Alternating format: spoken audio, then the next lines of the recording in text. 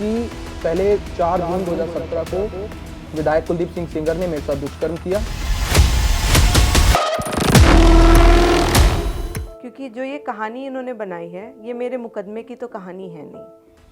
और वहां से एक गाड़ी आती है जिसमें 5 लोग सवार थे। उस गाड़ी ने उनको अगवा किया। ये इनकी सारी बातचीत लगी हुई है, इनकी बातचीत ऑन रिकॉर्ड है। ये उनको जानती थी, उनसे बात करती थी, उनकी ऑडियो इनफैक्ट लगी हुई है। आपके अकॉर्डिंग आपकी माँ तक को नहीं पता था कि 4 तारीख की ऐसी घटना होगी, तो पुलिस कैसे दबाव बनाएगी उसमें? अपनी भतीजी को बताते हुए कि जाओ अपने में खरोचे बना लो और उसके बाद मेडिकल कराने जाओ। ये आप मीडिया ट्रायल को कितना जिम्मेदार मानती हैं? मेरे परिवार के साथ जो कुछ भी हुआ उसमें पूरा मीडिया का हाथ है।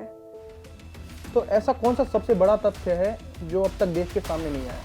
आप मेरे पिता की पिक्चर्स हैं इस समय जो 2 बजे बताती हैं, वो मेरी मदर के साथ एक गंगा दशहरा का कार्यक्रम है, वहाँ मौजूद है, उसकी सार्वजनिक पिक्चर्स हैं। मेरे पिता की CDR लोकेशन है।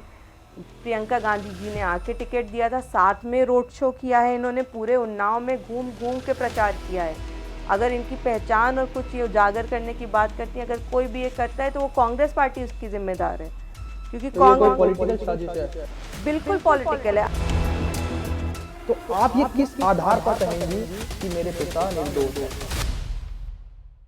नमस्कार, आप देख रहे हैं किस्सा सफर का और मैं हूं हर्ष पाठक। ये बातचीत, ये इंटरव्यू बहुत संवेदनशील है, बहुत गंभीर है और इसीलिए जरूरी भी है। आज हम बात कर रहे हैं उन्नाव दुष्कर्म मामले की। एक ऐसा मामला जिसने पूरे देश को झकझोर कर रख दिया। एक ऐसा मामला जिसने राजनीति, समाज और न्याय प्रणाली पे बड़े सवाल खड़े किए। साल 2017 में उन्नाव की एक लड़की ने आरोप लगाया कि तत्कालीन भाजपा विधायक कुलदीप सिंह सेंगर ने उसके साथ दुष्कर्म किया और फिर पुलिस हिरासत में उसके पिता की मौत, न्याय के लिए उसकी संघर्ष भरी लड़ाई और फिर ये मामला पहुंचा CBI के पास। कोर्ट ने 20 दिसंबर 2019 में कुलदीप सिंह सेंगर को दोषी ठहराया और आजीवन कारावास की सजा सुनाई। ये कहानी यहीं खत्म नहीं हुई। तमाम आरोप प्रत्यारोप चलते रहे, सुनवाई चलती रही और आज भी लगातार ये मामला सुर्खियों में बना हुआ है। हमने अपने पिछले एपिसोड में उन्नाव रेप केस की विक्टिम से बातचीत की। उन्होंने अपनी बात खुलकर कही, अपना दर्द बताया और तमाम गंभीर आरोप भी लगाए। लेकिन इस लोकतंत्र में, इस न्यायपूर्ण समाज में सिर्फ एक पक्ष की बात सुनकर रह जाना ये काफी नहीं होता। आज का मकसद ना ही किसी के पक्ष में और ना ही किसी खिलाफ फैसला सुनाने का है। आज का मकसद है सच के दोनों पहलू को सामने लाना।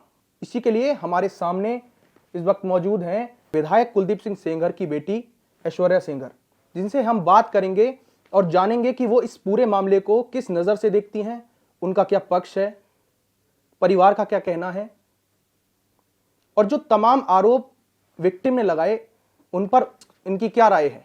सबसे पहले तो ऐश्वर्या जी, इस बातचीत के दौरान मैं ये जानना चाहूंगा कि आप किस रूप में अपनी बात करेंगी, एक बेटी के रूप में, एक नागरिक के रूप में, या कोई इंसान जो इस केस से जुड़ा हो?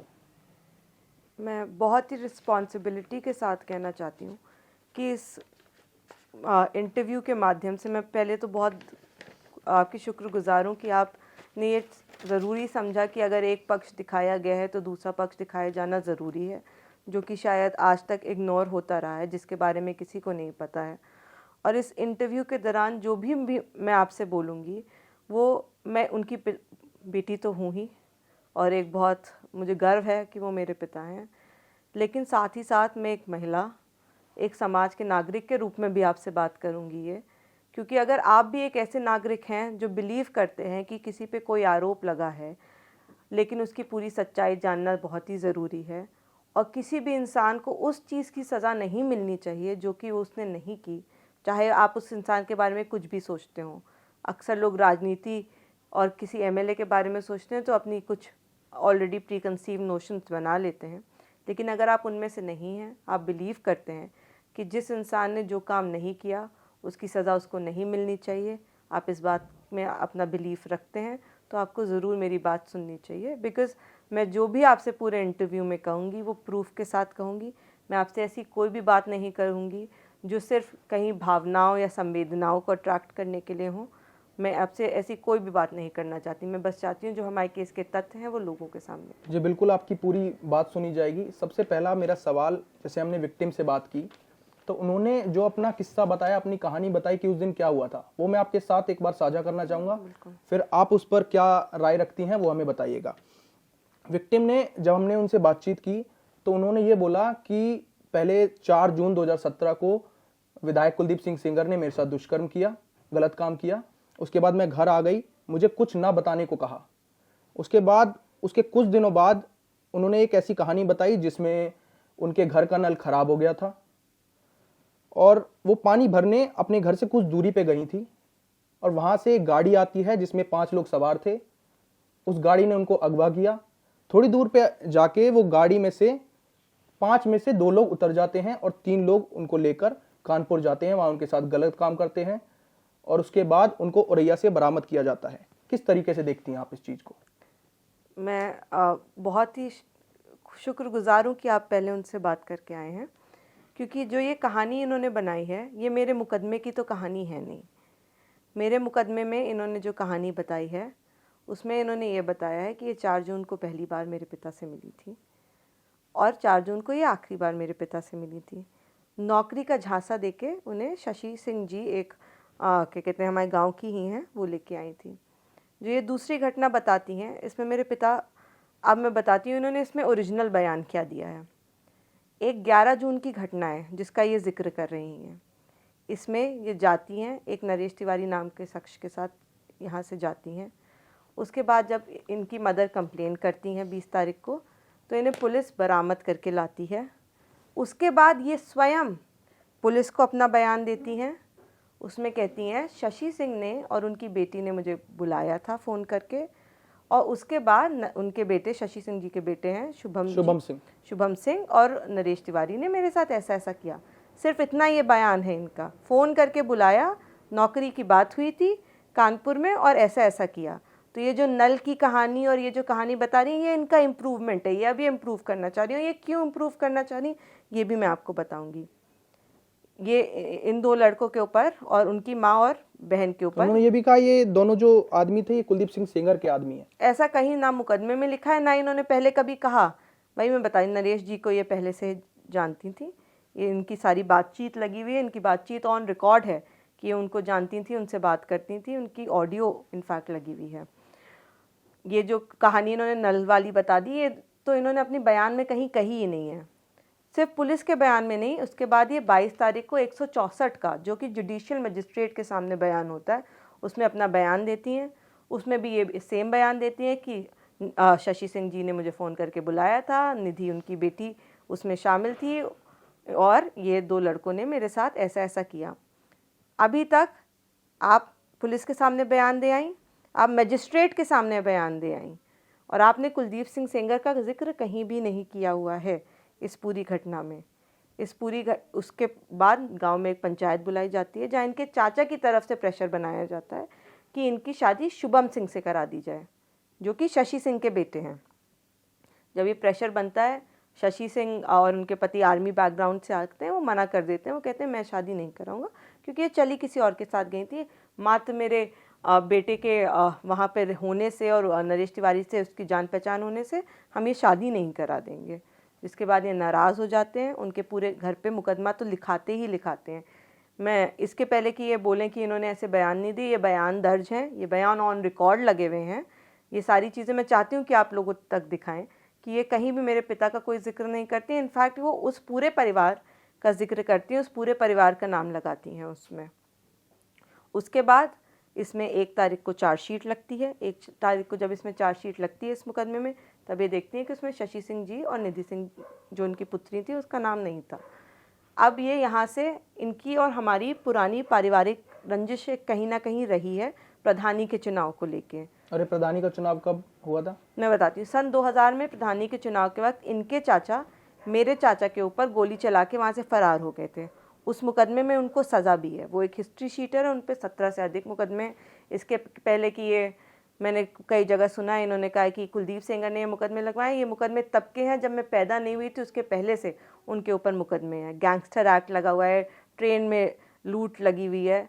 इनफैक्ट माननीय सुप्रीम कोर्ट ने इनकी ज़मानत खारिज की थी क्योंकि इन्होंने कोर्ट के साथ टैंपरिंग की थी कोर्ट के कागज़ से। इसमें चार्जशीट लगती है। इनके चाचा जो हैं वो नाराज़ हो जाते हैं उस बात से, क्योंकि उनको लगता है कि जो पंचायत हुई थी उसमें कहीं ना कहीं कुलदीप सिंह सेंगर ने, मेरे पिता ने, आवाज़ उठाई थी कि महिलाओं का नाम गैंगरेप जैसे घटिया मुकदमे में नहीं लिखवाना चाहिए, क्योंकि वो उनकी मदर और उनकी डॉटर का भी नाम लिखवा रही थी, शशि सिंह और उनकी। वहीं से वो लोग नाराज़ हो जाते हैं। उसके बाद आप समझिए 164 हो चुका है जी। 2.5 महीने बाद ये फर्स्ट कंप्लेन लिखती है सीएम ऑफ उत्तर प्रदेश को। उसमें पूरी घटना ये सेम लिखती हैं कि 11 तारीख को शशि सिंह ने मुझे कॉल करके बुलाया था, नौकरी की बात हुई थी। आखिरी की 4 लाइन लिखती हैं कि इसके पहले कुलदीप सिंह सेंगर ने भी मेरे साथ गलत काम किया था 2 बजे। उसमें स्पेसिफिक टाइम भी मेंशन है 2 बजे।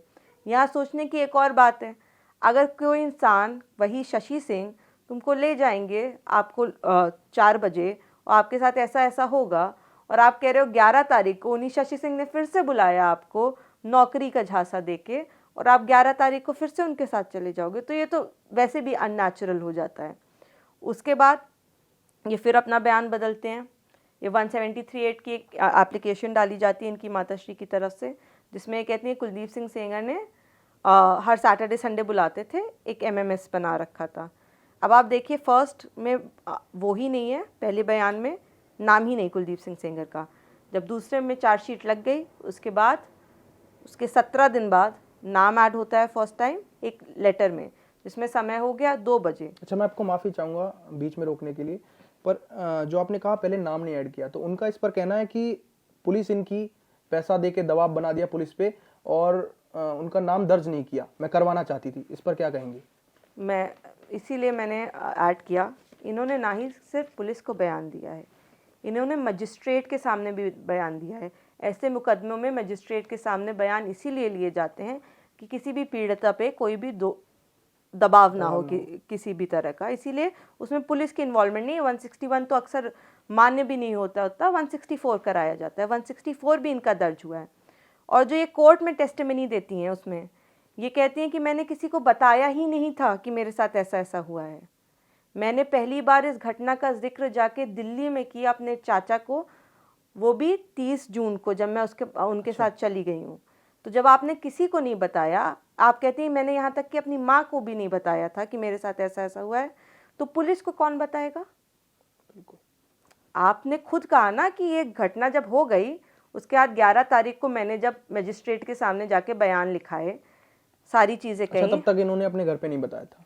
ये कहती हैं कि इन्होंने घर पे नहीं बताया था, लेकिन असल बात तो अभी मैं आपको इवेंट समझाऊंगी। तो ये कहती हैं कि मैंने 4 तारीख के बारे में किसी को बताया ही नहीं। मैं तो दिल्ली गई, तब मैंने सबसे पहले वहाँ पे अपनी चाची को बताया, चाची ने चाचा को बताया, चाचा ने माँ को बताया। अच्छा, ये एक्चुअली हमारी टेस्टिमनी में दी हुई ये कहानी है। तो अब ये कह देना कि पुलिस दबाव बना रही थी, जब किसी को पता ही नहीं था आपके अकॉर्डिंग, आपकी माँ तक को नहीं पता था कि 4 तारीख की ऐसी घटना होगी, तो पुलिस कैसे दबाव बनाएगी? उसमें कोई भी आप पे कैसे दबाव बनाएगा अगर आप कहती हो कि उस वक्त तक जब मैंने 22 तारीख को अपना 164 का बयान दिया है, किसी को मैंने बताया ही नहीं था उस मुकदमे के बारे में। जिसने रेप किया वो तो जाके 4 जगह गाएगा नहीं। अगर रेप किया होता तो वो तो होगा नहीं। तो ये तो सरासर ये बनाई हुई बात है कि पुलिस का दबाव था। अभी मैं बताती हूँ कि इसमें, और आप पुलिस की भूमिका देखिएगा इसमें, कि ये जो कहा जाता है शिकायत दर्ज नहीं हुई, ये मेरे ख्याल से पहला केस है जहाँ पे 164 एक लड़की का पहले ही हो चुका है। घटनाक्रम के बाद 4 तारीख की घटना बताती हैं, 164 22 जून को हुआ है। आप कहीं भी इस घटना का जिक्र नहीं करती हैं। ऐसा आप किसी और केस में नहीं पाएंगे। 4 को हुआ, मजिस्ट्रेट के सामने कोई आप पे प्रेशर नहीं था मैम, आपके ऊपर किसी भी का दबाव नहीं था। मजिस्ट्रेट के सामने बयान इसीलिए होते ही हैं। और आपका ये कह देना कि पुलिस दबाव बना रही थी, ये सरासर यहाँ से झूठ हो जाता है, क्योंकि आप खुद कहते हो कि मैंने किसी को नहीं बताया था। ये आपकी टेस्टिमनी में मौजूद है, कोर्ट टेस्टिमनी में। उसके बाद ये एक 173(8) की एप्लीकेशन अपनी मदर द्वारा डलवाई जाती है इनके, जहाँ पे वही जो मैंने एमएमएस वाली बात बताई। अब ये बात क्योंकि नहीं बन पाती है, आप हर सैटरडे संडे कभी आए होते तो सितंबर में ये फिर बयान बदलते हैं। एक मीडिया इंटरव्यू देते हैं। मीडिया इंटरव्यू भी कन्फ्रंटेड है, इनको कोर्ट में लगा हुआ है, मैं चाहती हूँ वो भी आप लोगों को दिखाएं। यहाँ पे अब ये कहती हैं 4 तारीख को भाजपा विधायक कुलदीप सिंह सेंगर ने मेरे साथ ऐसा ऐसा काम किया शाम को 6 बजे। अच्छा, बयान बदल गया। पहला बयान 2 बजे, 2 बजे, फिर हर सैटरडे संडे की बात कर दी, अब बदल दिया, कह दिया 6 बजे। 6 बजे। और आपने 2 बजे वाला तो देखा ही कि अगर 11 तारीख को वही महिला ले गई हैं। उसके बाद जो फाइनल हम पे एफआईआर होती है उसमें समय जो दिया हुआ है वो दिया हुआ है 8 से 8:30 बजे, और जो 8 से 8:30 बजे का भी समय दिया हुआ है, ये इनफैक्ट जो ये तीनों समय दिए हुए हैं, हमारी लोकेशन माखी की है ही नहीं। मेरी सीडीआर लोकेशन उन्नाव ऑफिस की है मेरी, जो कि 17 किलोमीटर दूर है वहाँ से। ये बात सीडीआर से प्रूफ होती है। जिन लोगों के साथ हम मौजूद थे, जिन लोगों से हमने बातें की, वो डिफेंस में आके बता गए हैं कि हम वहाँ मौजूद ही नहीं थे। तो जब ये चीज़ें सारी, आपका कहना है कि ये सारी चीज़ें गलत हैं? ये सारी चीज़ें गलत हैं, और मैं प्रूफ बता रही हूँ आपको कि किस तरह ये सारी चीज़ें गलत हैं। मेरा सीडीआर लगा हुआ है, ये जो फ़ोन इस्तेमाल करती हुई थी उसका सीडीआर लगा हुआ है, उसमें भी साफ साफ पाया गया, जो ये फाइनल समय भी बता रही हैं उस समय ये नरेश तिवारी से बात कर रही हैं। 8 to 8:30 जो इन्होंने फाइनल समय भी बताया उसमें भी इनकी कॉल्स लगी हुई हैं, नरेश तिवारी के साथ ही लगी हुई हैं। वो नरेश तिवारी से बात कर रही हैं। और ये जो नई जो इन्होंने कहानी अब नल पे ले गए, वो कुलदीप सेंगर के आदमी थे। पहले तो जो गैंगरेप वाला मुकदमा इनका अभी भी ट्रायल पे है, वो जो चल रहा है, उसमें कहीं भी हमारा कोई जिक्र नहीं है, ना ही हम उसमें दोषी हैं, ना ही हम उसमें मुजरिम हैं, ना ही हम अक्यूज़ बनाए गए। इनफैक्ट उस मुकदमे की चार्जशीट आप देखेंगे, आप हैरान हो जाएंगे कि कितना आसान है किसी पे भी वो लगा देना। इसी चार्जशीट में, इसी के बयान, जो गैंगरेप वाला मुकदमा है, ये 3 अन्य लोगों का नाम भी लेती हैं कि इन्होंने भी मेरे साथ रेप किया। और उसके बाद जब सीबीआई उस पर जाँच शुरू करती है उस और एफआईआर लगा देती है, तो ये मुकर जाती हैं, कहती हैं हाँ इन्होंने नहीं किया था, वो तो मेरे वकील ने सिखा दिया था, तो इसलिए मैंने ये 3 नाम और ले लिए। अच्छा, जैसे आपने अभी दबाव की बात कही, तो क्या आपको लगता है कि न्यायपालिका पर भी दबाव था, मीडिया का, जनता का, इस फैसले को सुनाने में? देखिए, मैं न्यायपालिका का सम्मान करती हूँ, और कहीं ना कहीं अपील का प्रावधान इसीलिए दिया गया है कि अगर ट्रायल कोर्ट से कुछ गलतियाँ हो जाए, ट्रायल कोर्ट कुछ सबूतों को अनदेखा कर दें, तो आप अपील में लेके जा सकते हैं कि ये सारे हमारी बातें थी, ये सारे हमारे सबूत थे जो कि अनदेखे किए गए, गलत तरह से रिजेक्ट किए गए, मद्देनज़र नहीं रखे गए, और इसीलिए हम अपील में आए थे। सर, हमें 8 साल हो गए हैं और हम ये मुकदमा लड़ रहे हैं। ट्रायल कोर्ट ने जब हमें सज़ा सुनाई थी, मेरे पिता को सज़ा सुनाई थी, तो भी हम भागे नहीं थे। हमने कोर्ट का सम्मान बरकरार रखा था, हमने उसको बहुत ग्रेशियसली एक्सेप्ट किया था कि ठीक है, हम आगे अपील में लड़ेंगे। तो जब आप ये सब बात कह रही हैं और आप तमाम रिपोर्ट्स में ये दावा भी कर रही हैं कि ये मीडिया ट्रायल की वजह से, तो आप मीडिया ट्रायल को कितना जिम्मेदार मानती हैं? मेरे परिवार के साथ जो कुछ भी हुआ उसमें पूरा मीडिया का हाथ है। मैं शायद अपनी एक गलती बस इसमें बोल सकती हूँ कि शायद मेरा परिवार क्योंकि मीडिया में नहीं बोला, हम मीडिया के सामने क्यों नहीं बोला? मतलब इतने दिन से हमें पहले नहीं लगता था कि, हमें लगता था कि क्योंकि हम सच्चे हैं, हमारे पास पर्याप्त प्रूफ है, तो हमें ज़रूरत नहीं थी, हमें लगा कि मीडिया के सामने ये बात करने की। लेकिन हम भी सामाजिक लोग हैं, जिस तरह से हमने देखा कि जिस तरह से मीडिया ट्रायल किया जा रहा है और मेरे पिता की एक इमेज बनाई जा रही है जो कि वो इंसान वो है ही नहीं, तो मुझे लगा ये बहुत ही ज़रूरी है आप लोगों के सामने अब बताना कि किस तरह से, और आपने देखा ही होगा कि किस तरह का रुख अपनाया गया। इस बार जब ऑर्डर आया तो आपके पास बहुत बेहतरीन वकील हैं, आप चाहते तो आप डायरेक्ट सुप्रीम कोर्ट का दरवाज़ा खटखटा सकते थे, आपके पास हर प्रावधान है, अच्छे से अच्छे वकील मौजूद हैं। लेकिन आप जानबूझ के गए, आप इंडिया गेट पे बैठे। जो भी लोग दिल्ली में रहते हैं वो जानते हैं अगर आप इंडिया गेट में बैठेंगे तो पुलिस आपको उठाने आएगी वहाँ से। आप जानबूझ के गए, आप पहले इंडिया गेट में बैठे, आपने बहुत दिन मीडिया ट्रायल कराया और उसके बाद सुप्रीम कोर्ट गया मैटर।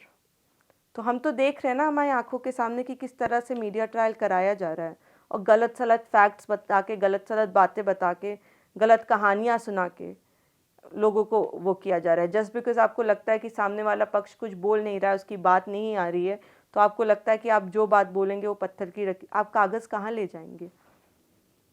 तो आपको क्या लगता है कि मुझे मीडिया के सामने और पहले आ जाना चाहिए था? सर, मुझे लगता है कि मीडिया, क्या ये इमेज चेंज हो सकती थी? विधायक कुलदीप सिंह सेंगर। इमेज चेंज करने की बात नहीं है सर। उन्नाव में सबको पता है कि वो निर्दोष हैं, हमें पता है वो निर्दोष हैं, सबूत बताते हैं वो निर्दोष हैं। नहीं, जैसा आपने कहा ना, मीडिया ट्रायल की वजह से उनकी इमेज को इस तरीके से दिखाया गया, तो शायद आप पहले आ जाती तो ये इमेज कुछ और होती, या फिर हो सकता है सर। मैं बिल्कुल आपकी बात से एग्री करती हूँ कि मे बी शायद मैं अगर पहले बोलती। हम भी बहुत छोटे थे जब ये मुकदमा हुआ, सच बात तो ये है। मैं कॉलेज में थी और क्या कहते हैं, वकालत भी नहीं पढ़ी थी। वकालत भी मैंने इसी वजह से पढ़ी क्योंकि ये मुकदमा हमारे घर पे हो गया, और कहीं ना कहीं हम बच्चे थे, हम बात की उसको समझ डरे भी हुए थे क्योंकि इनके चाचा हिस्ट्री शीटर हैं। उनका गैंग यहीं दिल्ली में ही ऑपरेट करता है। 17 से अधिक मुकदमे इनके चाचा पे हैं, 28 से अधिक मुकदमे इनके पिताश्री पे थे। तो कहीं ना कहीं थोड़ा डर का माहौल भी था क्योंकि देश में जिस तरह का माहौल बनाया गया था मेरे परिवार के खिलाफ, उसमें हमें कुछ भी हो जाता तो किसी को कोई दुख नहीं था।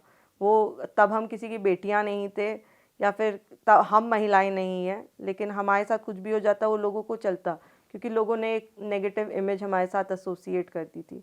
लेकिन मैं यही कहना चाहूँगी कि अगर मेरे पिता के साथ हो सकता है, उनके पास सरकारी गनर थे, सरकारी गनर की लोकेशन भी वही है जो मेरे पिता की लोकेशन है, उन्होंने बयान दिए हैं कि वो वहाँ पे मौजूद थे उनके साथ। तो जिस इंसान के पास गनर भी थे, आसपास लोग थे, विधायक थे, उनके साथ जब मीडिया ट्रायल के चलते इस तरह किया जा सकता है तो कितना आसान हो गया है सर। मैंने कई इंटरव्यूज देखे आपके यहाँ आने से पहले, आप बार बार कहती आई हैं कि तथ्यों को नज़रअंदाज किया जा रहा है, तो ऐसा कौन सा सबसे बड़ा तथ्य है जो अब तक देश के सामने नहीं आया? आप मेरे पिता की पिक्चर्स हैं इस समय जो 2 बजे बताती हैं, वो मेरी मदर के साथ एक गंगा दशहरा का कार्यक्रम है, वहाँ मौजूद हैं, उसकी सार्वजनिक पिक्चर्स हैं। मेरे पिता की CDR लोकेशन है, जो शाम को वो कानपुर का जो कार्यक्रम अटेंड करने गए हैं वहाँ की उनकी पिक्चर्स लगी हुई हैं। पिक्चर आप दिखाइएगा। मैं बिल्कुल दिखाऊंगी, मैं चाहती हूँ आप लोगों को दिखाएं। ये सारी चीज़ें ऑन रिकॉर्ड है, मैं जो भी आपसे बातें कहूँगी दिस इज़ ऑन रिकॉर्ड, और ये सारी चीज़ें हमारे कोर्ट डॉक्यूमेंट्स में लगी हुई हैं। इनके चाचा का ये सारा किया धरा है। इवन शी शुड रियलाइज़ कि एक एक्सटेंट होता ही है चीज़ों को, इतने घटिया स्तर पे राजनीति इस देश में नहीं होनी चाहिए कि आप किसी इंसान का जीवन खराब कर दें। आपने एक इंटरव्यू में ये भी जिक्र किया कि उनके चाचा, विक्टिम के चाचा की रिकॉर्डिंग आपके पास है जिसमें वो ये कहते सुन रहे हैं आप लोग कि जी मैं बताती हूँ। जो विक्टिम के चाचा हैं ये बहुत ख़राब आदमी हैं। इनके सुप्रीम कोर्ट ने इनफैक्ट इनकी ज़मानत कैंसिल की थी। कोर्ट के डॉक्यूमेंट्स के साथ ये टैंपरिंग की हुई थी इन्होंने। तो सुप्रीम कोर्ट जब वो मामला आया तो सुप्रीम कोर्ट ने ये संज्ञान लिया कि ये कितना सीरियस मैटर है, तो माननीय सर्वोच्च न्यायालय ने इनकी ज़मानत रद्द की थी, ये जो हम पे ब्लेम लगाते हैं। और इनकी रिकॉर्डिंग है, ऑन रिकॉर्ड है, मैं आपको फिर से बता रही हूँ, उसके डॉक्यूमेंट्स लगे हुए। इनके चाचा ने खुद माना है कि ये उन्होंने बोला है अपनी भतीजी को बताते हुए कि जाओ अपने में खरोचे बना लो और उसके बाद मेडिकल कराने जाओ। ये इनके चाचा की ऑडियो लगी हुई है, मैं चाहती हूँ आप सबको सुनाएं। वो आपके पास रिकॉर्डिंग है? वो मेरे पास रिकॉर्डिंग है, मैं आपको प्रूफ दूंगी कि इनके चाचा ने माना है कि ये मैं बात कर रहा हूँ। जी, अगर बिल्कुल ऐसा है, ऐसी रिकॉर्डिंग है, तो हम बिल्कुल उस क्लिप को, उस रिकॉर्डिंग को अपनी इस वीडियो में लगाएंगे, आप सब भी देखिएगा। हेलो। हाँ, वो कह रहे हैं कि डॉक्टरी करवा लो तब रिपोर्ट लो आके। क्यों रिपोर्ट नहीं लिखी क्या अभी? नहीं अभी नहीं लिखी, अभी टाइम लग रहा है। क्या टाइम लग रहा है? तुम तो कह रहे हो टाइप कर रही कंप्यूटर में। हाँ कंप्यूटर में टाइप ही कर रहे हैं, उसी में टाइम लग रहा है। हाँ तो पहले FIR करा लो, जब गाड़ी मंगा रखी, चाचा मेरे गाड़ी भेज रहे हैं, तब तक FIR लिखो आप। गाड़ी तो नहीं मंगा ली नहीं। कौन? हाँ किसने गाड़ी मंगाया है? और टेम्पो आई है। टेम्पू ने कहते टेम्पू वम्पू से नहीं जाएंगे, हमारी गाड़ी आ जाएगी खुद की। उतर जाओ, गाड़ी हमारी खुद की आ रही है, हमारी गाड़ी खुद की आ रही है। उतर जाओ उतर जाओ, टेम्पो से नहीं जाएंगे, गाड़ी खुद की आ रही है, उतर जाओ। ठीक है। हेलो। हाँ कौन है तुम्हारे आसपास? हमारे आसपास तो अम्मा है बस। अच्छा, जो आप लोगों जो है ना, हाँ हाँ हाँ चाहे तुम्हारे हों चाहे उनके हों, हाँ किसी न किसी तरीके से खरों से मार लो। ठीक ठीक ठीक ठीक है।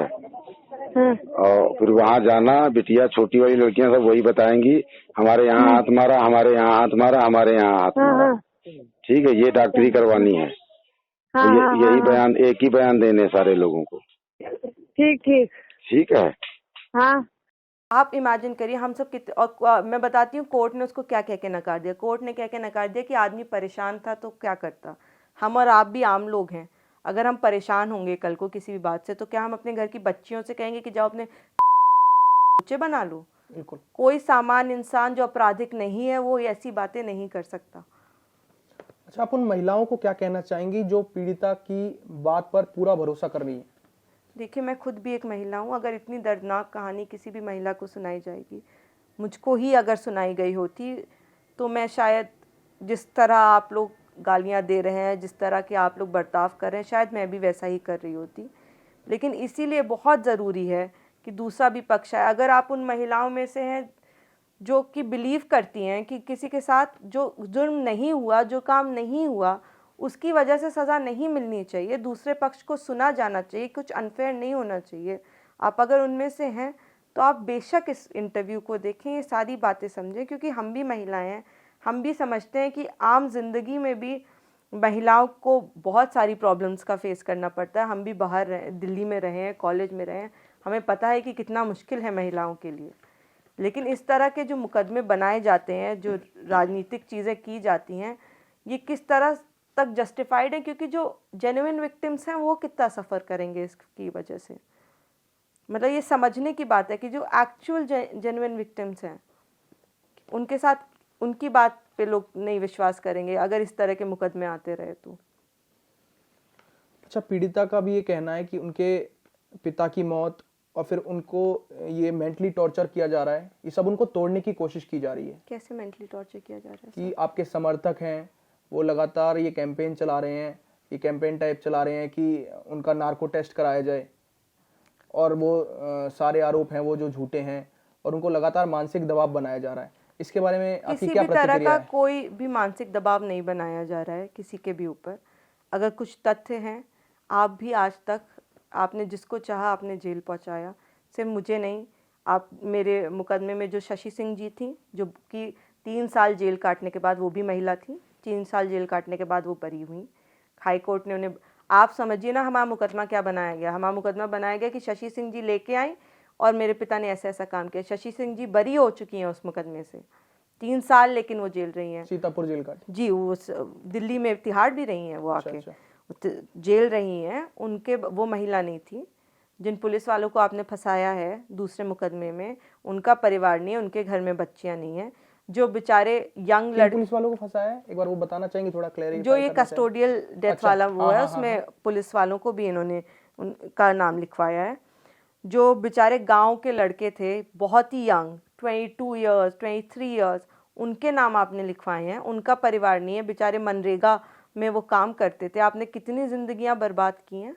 आपके ऊपर कोई अपना सच ना बताए। आप कोई भी अपना सच बताएगा तो आप कह दोगे कि वो मुझे मेंटली टॉर्चर कर रहा है। आज तक आप बोलते चले गए। आप, कोई भी चुनाव होता है सर, आप लोग फाइंड आउट करिएगा, आप लोग देखिएगा, हर चुनाव के पहले ये वीडियो बनाती हैं, किसको टिकट मिलना चाहिए, किसको टिकट नहीं मिलना चाहिए। मेरी माताश्री के वक्त भी इन्होंने बनाया था। मतलब कुछ भी हो, अगर उन्नाव में चुनाव हो रहा है, किसी भी स्तर का चुनाव हो रहा है, तो ये वीडियो बनाती हैं। इनकी माँ 2022 में कांग्रेस से चुनाव लड़ चुकी हैं। विधानसभा का इलेक्शन कांग्रेस पार्टी से लड़ी हैं। प्रियंका गांधी जी ने आके टिकट दिया था, साथ में रोड शो किया है इन्होंने, पूरे उन्नाव में घूम घूम के प्रचार किया है। अगर इनकी पहचान और कुछ ये उजागर करने की बात करती हैं, अगर कोई भी ये करता है तो वो कांग्रेस पार्टी उसकी जिम्मेदार है, क्योंकि तो ये कोई पॉलिटिकल साजिश है? बिल्कुल पॉलिटिकल है। आप ये देखिए ना, 2022 में कांग्रेस से चुनाव लड़ती हैं। कांग्रेस की आप ऑफिशियल पेजेस पे देखिएगा, इनकी पिक्चर्स पड़ी हैं, इनकी माताश्री वहाँ पे मौजूद हैं, सब प्रियंका गांधी जी के साथ पूरे उन्नाव में घूम घूम के कैंपेनिंग चल रही है। और उसी के साथ साथ आप देखिए ना कि उन्नाव का रिएक्शन क्या था। उसमें मात्र 1500 वोट विधानसभा इलेक्शन में इनको मिले। उन्नाव के लोग जान रहे हैं, लोकल लोग जिन्होंने देखा, ये कहानी अपने सामने होते हुए देखिए, बहुत पुरानी बात नहीं है। उस वक्त के लोग आज भी मौजूद हैं। जो पंचायत में लोगों ने भागीदारी ली वो मौजूद हैं। गांव के लोग जब ये चली गई थी गांव से, उन लोगों को सब सच पता है कि ये गांव में किसके साथ चली गई थी, कैसे चली गई थी। तो जो लोग सब कुछ जानते हैं तो वो अपनी आंख तो बंद नहीं कर लेंगे। उनसे अगर कोई पूछेगा तो वो सच तो बताएंगे ही ना। और इसमें अगर आप मत देखिए, आप बेशक वो चीज़ें मत वो करिए। और मैं तो in fact I wish you well, मैं चाहती हूँ कि आप खुश रहें। आप बस आप ये जो आपने रास्ता अपनाया है, इसमें अगर आप कोई किसी पे इल्ज़ाम लगा रही हैं तो उसको पूरा का पूरा राइट है कि वो खुद को डिफेंड करेगा, वो उसके पास जो सबूत होंगे वो बाहर आके रखेगा। इसमें किसी भी प्रकार का मेंटल हैरेसमेंट नहीं है, किसी भी प्रकार का। मैंने कभी आपकी कोई पहचान नहीं उजागर की है।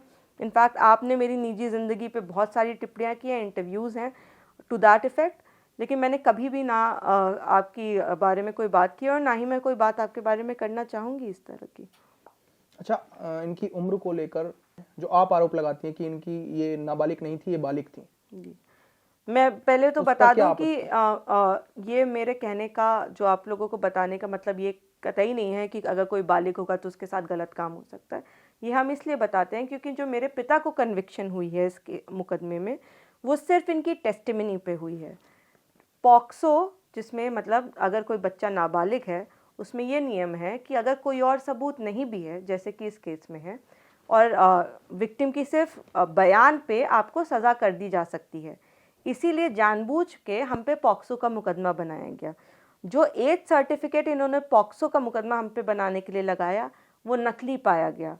ट्रायल कोर्ट की फाइंडिंग है कि वो नकली एज सर्टिफिकेट था जो इनके चाचा ने इनकी एनेक्स किया था उसके साथ। जो ये अपनी कोर्ट टेस्टिमनी में एज बताती हैं, वो भी उसी एज सर्टिफिकेट के हिसाब से है। जब जो गैंग रेप वाला मुकदमा है, उसमें दूसरा डेट ऑफ बर्थ अपना बताती हैं, मतलब 5-6 अलग अलग डेट ऑफ बर्थ है इनकी। जो सरकारी स्कूल है उसमें अलग डेट ऑफ बर्थ लिखी है, एक प्राइवेट स्कूल है उसमें अलग डेट ऑफ बर्थ लिखी है। तो जब ये सारी अलग अलग डेट ऑफ बर्थ आ गई तो सीबीआई जब जांच कर रही थी तो सीबीआई ने स्वयं इनका बोनॉसिफिकेशन कराया। यूएमसी उन्नाव में इनका पहला जो टेस्ट हुआ था उसमें 19.5 साल की आई थी। बोन ऑसिफिकेशन टेस्ट वो टेस्ट होता है जब किसी व्यक्ति की हड्डियों की जांच से ये पता लगता है कि उसकी उम्र कितनी है। जैसा आपने अभी स्कूल की बात की, तो विक्टिम का इस पर यह कहना है कि एबीएस स्कूल है रायबरेली में, क्योंकि वो शुरू से मामा के घर रही हैं, जब वो बड़ी हो गई तब यहाँ पे आई, उनका ऐसा कहना है। उस स्कूल की प्रिंसिपल ने भी यह बयान दिया है कि वो उस टाइम नाबालिग थी। उनकी जो डेट ऑफ बर्थ है वो 2002 है। इस पर क्या कहना चाहेंगी? भी बहुत ही इंटरेस्टिंग बात है, अच्छी बात है आप उनके पास होके आए हैं। जो एबीएस स्कूल का इसमें रजिस्टर लिखा है, जिस पे प्रिंसिपल ने आके वो दिया है, उसमें डेट ऑफ बर्थ है 2001। जो ये बोलती हैं वो कहती हैं 2002। और जो प्रिंसिपल ने जो डेट ऑफ बर्थ ये लिखी है, प्रिंसिपल कभी नहीं बता पाए कि उन्होंने किसके कहने पे लिखी है, किस बर्थ सर्टिफिकेट के बेसिस पे ये डेट ऑफ बर्थ रिकॉर्डेड है। और ये एक रजिस्टर है, ठीक है सब, वन सिंगल रजिस्टर। और उसमें संडे को भी एडमिशन दिखाए गए हैं, जहाँ पे इनका है वहाँ वाइटनर लगा हुआ है। तो वो टोटली एक फैब्रिकेट करके जिस तरह से रजिस्टर बनाया गया है वो बनाया जाता है। इनफैक्ट इनका खुद का बयान है दूसरे मुकदमे में कि मेरी सबसे पहली प्रारंभिक शिक्षा गवर्नमेंट स्कूल की है। गवर्नमेंट स्कूल में इनका डेट ऑफ बर्थ रिकॉर्डेड है 1998। गवर्नमेंट स्कूल का सिर्फ एक रजिस्टर नहीं है, गवर्नमेंट स्कूल का एंट्रेंस रजिस्टर है, एडमिशन रजिस्टर है और अटेंडेंस रजिस्टर है। 3 साल जब ये गवर्नमेंट स्कूल इन्होंने अटेंड किया है तो वो बाकायदा इनकी पूरी अटेंडेंस उसमें रिकॉर्डेड है। और उसमें डेट ऑफ बर्थ है 1998। बाल पुष्टाहार होता है, आपको पता होगा गांव वगैरह में, वहाँ पे भी उसका भी जिक्र है उसमें सारी चीज़ें। तो उसमें जो भी इनकी डेट ऑफ बर्थ है उसके हिसाब से बालिग आ रही थी। इसी वजह से इन्होंने एक नकली सर्टिफिकेट बनाया स्कूल का। जो नकली सर्टिफिकेट बनाया वो भी एबीएस स्कूल का ही बनाया है। और एबीएस स्कूल वालों ने आके खुद कहा कि ये जो टीसी सर्टिफिकेट इन्होंने एनेक्स किया है, ये ना ही हमारे स्कूल का है, ना ही हमारे स्कूल ने ये इनको दिया है, और जो इस पे जो साइन है वो भी हमारे स्कूल में किसी अधिकारी के नहीं है। अच्छा, मैं एक और बात पूछना चाहूँगा कि जब सारे दोष सिद्ध होते हैं, विधायक कुलदीप सिंह सेंगर को कोर्ट ने दोषी ठहराया, तो आप ये किस आधार पर कहेंगी कि मेरे पिता निर्दोष हैं? मेरे मुकदमे के सारे सबूत जो हैं वो ट्रायल कोर्ट ने कहीं ना कहीं निगलेक्ट किए। जो जजमेंट है वो उसमें आप देखेंगे कि कितनी ज़्यादा गलतियां हैं। हर चीज़ दरकिनार कर दी गई, इसलिए क्योंकि कहा गया कि ये नाबालिग हैं तो जो ये बोल रही हैं वही माना जाएगा। लेकिन जो भी कानून अभी एग्जिस्ट करते हैं, आप हमारे जस्ट बिकॉज हम विधायक थे उस वक्त, तो इसका मतलब ये तो है नहीं कि हमारे लिए कानून कोई दूसरा चलेगा। हमारी तो लड़ाई ही यही है कि जो कानून सबके लिए वही आप हम पे अप्लाई करिए। तो जो कानून था उसके हिसाब से जब ये बालिग आती हैं, उसके हिसाब से जब ये बालिग आ जाती हैं तो आप हमारे सारे डॉक्यूमेंट्स कंसिडर करेंगे, हमारा CDR कंसिडर करेंगे, हमारी पक्ष में जो लोगों ने गवाही दी है वो कंसिडर करेंगे, इनका CDR ये फ़ोन पे बात कर रही थी कंसिडर करेंगे। इन्होंने जो इतने वेरिएशंस किए हैं अपने स्टेटमेंट में, खुद के स्टेटमेंट में कितने वेरिएशन किए हैं इन्होंने। 164 के बयान जो फर्स्ट दिया उसमें हमारा नाम ही इन्होंने लेकिन वो इस बात से साफ नकारती हैं कि मैंने अपना बयान कोई चेंज नहीं किया। सर ये प्रूफ है। अब मैं चाहती हूँ कि जिस तरह मैं बोलती जा रही हूँ हम साथ ही साथ लोगों को दिखाते चलें जी कि बिल्कुल, हम जो भी डॉक्यूमेंट्स हैं, जो भी रिकॉर्डिंग्स हैं, मैं बार बार कहूंगा हम साथ के साथ लगाएंगे, ताकि ये जो सच है ये सिर्फ एक पहलू से ना दिखे, सच दोनों पहलू का सामने आना चाहिए। और मैं वही चाहती हूँ, मैं चाहती हूँ कि सिर्फ कही हुई बातें ना सुने आप, ना उनकी कही हुई बातें सुनिए तो आप मेरी भी सिर्फ कही बातों पे मत जाइए कि इन्होंने कह दिया और इन्होंने इस तरह बता दिया। आप कागज़ देखिए, और ये सारी इन्वेस्टिगेशन CBI ने ही की है। आप बताइए, अगर CBI को डेट ऑफ बर्थ में कोई गड़बड़ी नहीं लग रही थी तो आपने ऑसिफिकेशन कराया क्यों? और अगर ऑसिफिकेशन आपने करा लिया तो आपने दबाव में क्यों लगाया फिर हम पे पॉक्सो में मुकदमा? किस तरह का मीडिया का दबाव है ये? किस तरह का इनका दबाव है? जब इनके पक्ष में कोई फैसला नहीं आता है तो ये धमकियां देती हैं, ये जजेस को उल्टा सीधा बोलती हैं, ये सब पे एलिगेशंस लगाने लगते हैं। हम तो नहीं कर रहे ना सर, हम ट्रायल कोर्ट से हार के ही आए थे। हम 8 साल से हम भी मुकदमे लड़ ही रहे हैं, हमने भी अपील अपनी 2020 में फ़ाइल कर दी थी, 5 साल से हम भी इंतज़ार ही कर रहे हैं। हमने आज तक किसी को कुछ नहीं कहा, हमने नहीं बोला, इतने सबूत होते हुए भी हमने नहीं बोला कि हमारे साथ गलत हो रहा है। लेकिन आज जब आप हमारे जीने का ही अधिकार हमसे छीन लेना चाह रहे हैं, हम बच्चियों के घर से निकलने की मुश्किल कर देना चाह रहे हैं। अगर हम मेट्रो में ट्रैवल करें, हमें नहीं पसंद है कि 10 लोग मेरे पिता का पोस्टर लेके खड़े हैं और जो मेरा सरनेम सुन लें तो मुझे हार्म पहुंचाएं, मुझे नहीं डर लगेगा। मेरी ये मजबूरी है कि मैं आपके सामने बैठ के ये सच बता रही हूँ। मैंने आज तक इसके पहले नहीं बोला, लेकिन अगर आप पूरे देश में ऐसा झूठ का माहौल क्रिएट कर देंगे हमारे खिलाफ कि लोग हमारी जान के दुश्मन मैं आपको बताती हूँ ना, मेरे चाचे की 2019 में मौत हुई। मेरे चाचा इकलौते पैरोकार थे मेरे इस मुकदमे के, male only person who was looking after the case. क्या नाम था? मनोज सिंह नाम था मेरे चाचा का, स्वर्गीय मनोज सिंह। उनके भी बच्चे हैं दो। जब हुआ तो मीडिया, मतलब पूरा गांव इकट्ठा हुआ था, पूरा उन्नाव इकट्ठा हुआ था, और मीडिया ने उसको कितनी गंदी तरह से दिखाया। रेपिस्ट का भाई, मतलब आप हमको इस चीज़ पे रिड्यूस कर देना चाह रहे हैं। हमारी इंसानियत ही नहीं है, हमारी कोई दर्द ही नहीं, हमारा कुछ भी नहीं है। तो ये तो मजबूरी हो गई ना सर हमारी, हम आप तक बात पहुंचाना। और इसमें अगर हम आपको अपनी बात बता रहे हैं तो आप कहोगे सामने से कि हैरेसमेंट हो रहा है। कैसे हैरेसमेंट हो रहा है? आप अभी तक पूरे देश को जब एक झूठ, एक दर्द भरी कहानी सुना रहे थे, तब आपको नहीं लग रहा था कि उन बच्चियों का हैरेसमेंट हो रहा है कि नहीं हो रहा है? सामने वाली लड़कियों का आपको तो CRPS सुरक्षा मिली हुई है, वो लड़की निकलती है उसके साथ क्या हो रहा है? वो पब्लिक ट्रांसपोर्ट में बैठती है तो उसका सरनेम देखेंगे लोग क्या कहेंगे? अच्छा, जब ये कोर्ट से फैसला आया, कुलदीप सिंह सेंगर को दोषी ठहराया गया, तब उस वक्त घर में क्या माहौल था, कैसा माहौल था?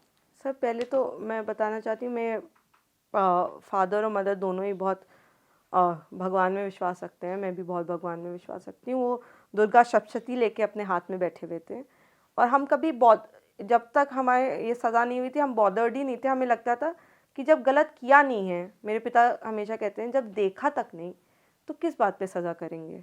हम बहुत कॉन्फिडेंट थे, हम सच बता रहे हैं। हमें लगता था जब देखा तक नहीं है और सारे सबूत हमारे पक्ष में थे तो हमें लगता था किस बात पे सज़ा कर देंगे।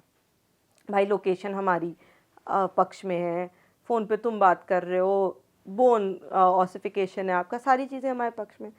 लेकिन जब हमने देखा कि हर चीज़ नज़रअंदाज करके सज़ा सुना दी जा रही है, और क्यों सुनाई जा रही है, किन कारणों से सुनाई जा रही है, ये आप लोग बेहतर जानते हैं। आप लोग समाज को बेहतर जानते हैं कि किस तरह से जब एक तरह से परसेप्शन बना दिया जाता है तो क्या होता है।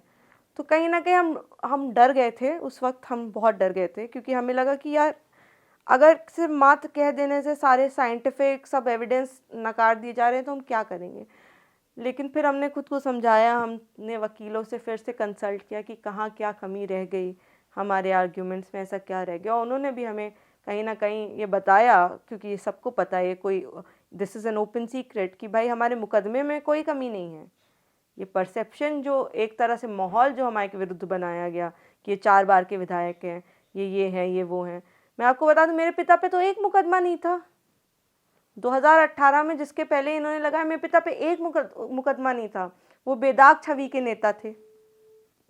अगर कोई खराब होता है, अगर उसकी प्रवृत्ति होती है, तो और मुकदमे भी तो होते हैं। एक मुकदमा नहीं था किसी भी प्रकार का, छोटी से छोटी एप्लीकेशन नहीं थी।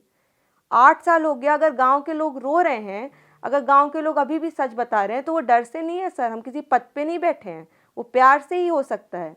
8 साल बाद जब आप वहाँ मौजूद भी नहीं हैं, आपके परिवार की कोई पावर नहीं है, कुछ भी नहीं है, तो भी अगर लोग वहाँ पे सच बताने को रेडी हैं, तो ये प्यार है सिर्फ। और आप कहोगे कि उन्नाव के लोग हमारे साथ, क्योंकि उनको पता है ना, आप अगर आपके झूठ पे आपका साथ देते जाए तो आदमी सही है, और अगर साथ नहीं दे रहा है तो आप सबको गलत बोल दोगे। आप बोल दोगे तुम्हारे घर में बहन बेटी नहीं है क्या? ये कोई बात होती है? मैंने कितने इंटरव्यू में देखा, वो बोल रहे हैं कि इसके घर में बहन बेटी नहीं है क्या? है, सबके घर में बहन बेटी है। आपने सोचा था कि सामने वाले के घर में बहन बेटी है? जब आप इस तरह की बातें करते हो, तब आप सोचते हो कि आप किस तरह का माहौल बना रहे हैं। अच्छा, जब पूरा देश कुलदीप सिंह सेंगर को रेपिस्ट की नज़र से देख रहा है, तो आप पूरी सोसाइटी से क्या मैसेज देना चाहेंगी कि बिना कुछ सोचे और बिना कुछ तथ्य जाने जो ये सोसाइटी सोच रही है, इनको एक मैसेज जो आप देना चाहेंगी?